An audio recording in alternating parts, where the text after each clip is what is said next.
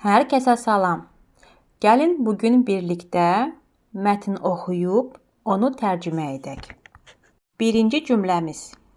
Две мои сестры и я вместе играли в игры. Mən və iki bacım birlikdə oyun oynayırdıq. Oy, unuttum. Mətnin adı Самый лучший друг, yəni ən yaxşı dost. İkinci cümləmiz. Потом нам надоело играть. Sonra oyun oynamaqdan bezdik. Üçüncü cümləmiz. Мы думали о том, что могли бы сделать. Biz nə edə biləcəyimizi düşünürdük. Увидев, что нам скучно, отец прочитал прекрасную книгу. Darıxdığımızı görən atam bizə gözəl bir kitab oxudu. Дети, книга – друг человека.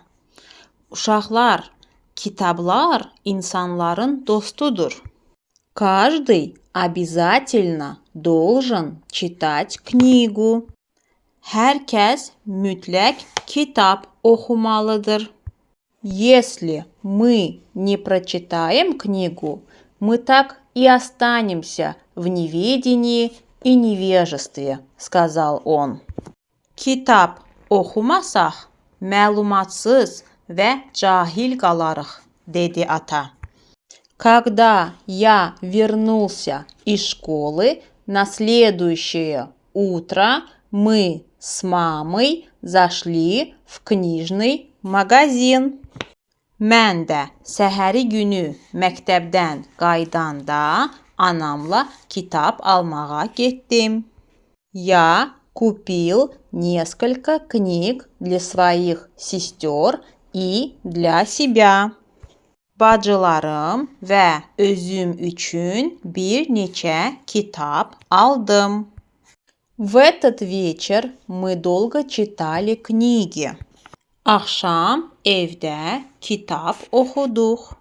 Мой отец был прав. Atam haqlı imiş.